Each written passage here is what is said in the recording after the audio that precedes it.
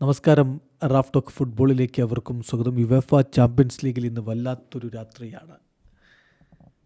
ഒരുമിച്ച് 18 മത്സരങ്ങൾ ഒരേ സമയം നടക്കുന്നു. അതിൽ FC ബാഴ്സലോണയുടെ പോരാട്ടം കരുത്തുറ്റ എതിരാളികൾക്കെതിരെയാണ്, അറ്റലാന്റയ്ക്കെതിരെയാണ് കളിക്കാനുള്ളത്. രാത്രി ഇന്ത്യൻ സമയം 1:30 ബാഴ്സലോണയുടെ മൈതാനത്താണ് ആ കളി. ബാഴ്സലോണ ശരിയാണ്, റൗണ്ട് ഓഫ് 16 ഉറപ്പാക്കി കഴിഞ്ഞു. 1-ാം സ്ഥാനം കിട്ടുമോ എന്നുള്ളതാണ് അവർ നോക്കുന്നതിന്. പക്ഷേ ലിവർപൂളിന് കാലിടറണം, അതുണ്ടാകുമോ കണ്ടറിയണം. എന്നാൽ അറ്റലാന്റ ടോപ്പ് 8 പിടിക്കണം, അതാണ് അവർ ആഗ്രഹിക്കുന്നത്. ഇപ്പോൾ 7-ാം സ്ഥാനത്താണ്, 7 കളി, അവർക്ക് 14 പോയിൻറ്റ്. ഒരു സമനില പിടിച്ചാൽ പോലും ഒരു പക്ഷേ തങ്ങൾക്ക് ടോപ്പ് 8 കിട്ടിയേക്കാം എന്നുള്ളത് അവരെ കൂടുതൽ ഉണർത്തുന്നു. ഇന്നലെ ഗാസ്പറീനി അത് പറയുകയും ചെയ്തു. 2 കോച്ചുമാരും ഈ കളിക്ക് മുന്നോടിയായി പറഞ്ഞ കാര്യങ്ങൾ നമ്മളൊന്ന് എടുത്തു നോക്കുകയാണ്. ഹൻസി ഫ്ലിക്ക് പറയുന്നു, എപ്പോഴും ഇറ്റാലിയൻ ടീമുകൾക്കെതിരെ കളിക്കുക എന്നത് ബുദ്ധിമുട്ടേറിയ കാര്യമാണ്. അവർ നന്നായിട്ട് ഡിഫെൻഡ് ചെയ്ത് നിൽക്കുന്ന ടീമുകളാണ്. പക്ഷേ അറ്റ്ലാന്റ നിങ്ങൾക്കറിയാവുന്ന പോലെ man to man, all over the pitch man to man എന്ന രൂപത്തിൽ കളിക്കുന്നവരാണ്. സോ അവർക്കെതിരെ കളിക്കുക എന്നുള്ളത് എളുപ്പമല്ല. അതേസമയം 6 ഗോളിൽ നിൽക്കും, 6 ഗോൾ കീപ്പറായിട്ട് നിൽക്കും ഷെസ്നി ഓർപ്പന. അതിന് അദ്ദേഹത്തിൻ്റെ മറുപടി, തീർച്ചയായിട്ടും ആരെ സെലക്ട് ചെയ്യുമെന്നുള്ള കാര്യത്തിൽ അത് ബുദ്ധിമുട്ടേറിയ കാര്യമാണ്. 2 പേരും മികച്ച രൂപത്തിൽ കാര്യങ്ങൾ ചെയ്യുന്നവരാണ്.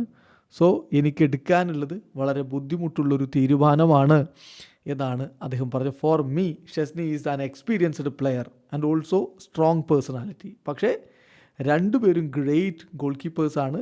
എൻ്റെ തീരുമാനം എൻ്റെ ടീമുമായിട്ട് കൺസൾട്ട് ചെയ്ത് അതുപോലെ ടെക്നിക്കലായിട്ടുള്ള കാര്യങ്ങൾ കൂടി നോക്കിയതിന് ശേഷമായിരിക്കും, ടെക്നിക്കൽ സ്റ്റാഫിൻ്റെ അഭിപ്രായം കൂടി നോക്കിയതിന് ശേഷമായിരിക്കും എന്നാണ് ആ കാര്യത്തിൽ ഹൻസി ഫ്ലിക്ക് പറഞ്ഞത്.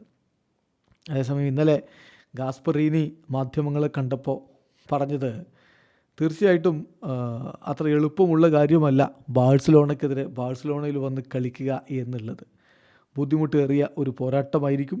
ബാഴ്സ എപ്പോഴും ബിഗ് ടീമായിട്ട് പരിഗണിക്കേണ്ട ടീമാണ്. വൺ ഓഫ് ദി ബിഗ് ടീംസാണ്, യൂറോപ്പിലെ വലിയ ടീമുകളിൽ ഒന്നാണ്. അവർക്കെതിരെ ഫേസ് ചെയ്യുമ്പോൾ സ്വാഭാവികമായിട്ടും അതിൻ്റേതായിട്ടുള്ള ബുദ്ധിമുട്ടുകൾ ഉണ്ടാവും. ഇതൊരു ഗ്രേറ്റ് മാച്ചായിരിക്കും. എങ്ങനെയാണ് അവർ കളിക്കുക എന്നുള്ളത് അറിയുമ്പോൾ അട്രാക്റ്റീവ് ഫുട്ബോളാണ് അവർ കളിക്കുന്നത്. സോ ഈ സീസണിലും അവർ അതുപോലെ തന്നെ പോകുന്നു. ഒരു കടുത്ത പോരാട്ടം പ്രതീക്ഷിക്കണം.